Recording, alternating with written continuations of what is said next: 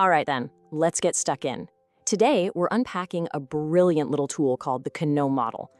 Think of it as a secret recipe for figuring out what your customers really want, and believe me, it's a lot more straightforward than it sounds. But first, before we get into the nitty-gritty, a very important question for you. What makes a truly brilliant cup of tea? Go on, have a proper think about it. Is it the quality of the tea, the temperature of the water, maybe just the right amount of milk? Keep that in mind because the answer to that is the key to everything we're talking about today. You see, it doesn't matter if you're brewing a cuppa or building the next big app, you've got the same problem. You've only got so much time, so much money, right? You can't do everything. So how in the world do you decide what to focus on? What's going to make people happy, and what will they not even notice? It's a proper head scratcher. Well, that's where this absolute gem comes in, the Kano model.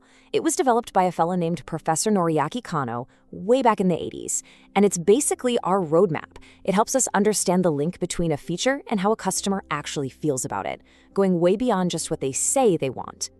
All right, so let's get to it. The first ingredient in our secret recipe for satisfaction. And this is the stuff you absolutely positively cannot mess up. The fancy term for these in the Kano model is dissatisfiers, or must-be needs. Basically, there's a features your customers just expect. They take them for granted. You get absolutely 0 brownie points for getting them right, but oh boy, you're in a world of trouble if you get them wrong. Let's go back to our cup of tea. For our cuppa, this is the hot water and, the cup itself. Think about it. Has anyone ever said, "Oh, thank you so much for remembering the hot water"? Of course not. But imagine giving someone a mug with just a dry tea bag in it. You'd have a full-blown riot on your hands, wouldn't you? These are the basics. Okay, so once you've got the basics sorted, where do you go next? Well, this is where it starts to get a bit more interesting. This next category is all about the features where you can really start to make an impression. They're called satisfiers or performance needs. And the key thing to get here is that it's a really simple relationship.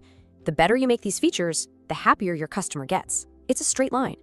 And this is the stuff people will often actually ask you for. So let's think about the tea bag itself. You use a cheap, dusty one from the back of the cupboard. Yeah, it's tea, I suppose. Just about. You use a decent, well-known brand. Okay, that's much better. People are happier. But then you break out the fancy silk pyramid with the luxury whole leaves inside. Oh yeah, now we're talking. That's a happy customer. More is definitely better here. Right then, we've got 2 categories left to look at, and they're complete opposites. One is where you find the real wow factor, and the other, well, the other is basically a big signpost telling you what not to waste your time on. So first, let's talk about the magic. These are called delighters. These are those little unexpected touches that make someone go, "Ooh, that's brilliant." And the really crucial bit, if they're not there, nobody cares. Nobody's upset. Why? Because they never even expected it in the first place. This is my favorite example, the surprise biscuit on the saucer. You ordered a tea, you didn't ask for a biscuit, you weren't expecting one, and then there it is, a little bonus. And it's just a moment of pure joy, isn't it? That's a delighter. That's the thing they'll tell their friends about later. And then we swing all the way to the other end of the scale. We have indifferent features. And, well, the name says it all really. Your customers could not care less about these. Whether they're there or not makes absolutely no difference to how they feel. Back to the tea. This would be something like the specific brand of descaler you use to clean the kettle. You might have spent ages researching the very best one. Brilliant. But your customer?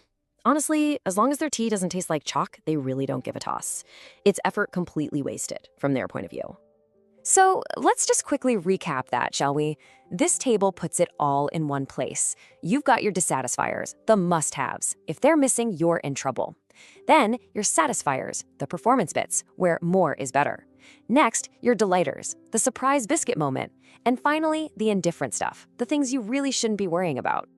Okay, that's the theory. All well and good. But what about in the real world? How do you actually use this to decide what to build next? How does this help us make smarter choices? Well, the strategy that falls out of this is it's beautifully simple and logical. Step 1, get the basics right. Nail all of your must-haves. Make sure the water is hot and the cup isn't leaky. Step 2, improve the brew. Start boosting those performance features. And then, and only then, once everything else is rock solid, do you start thinking about adding the surprise biscuit.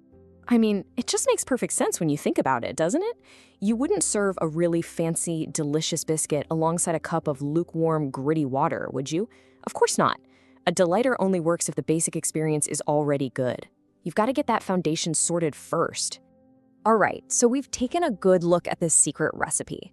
So, what are the big things to take away from all this? What should you really remember when you walk away? Okay, first big takeaway, customer satisfaction isn't just one simple straight line. It's way more nuanced than that.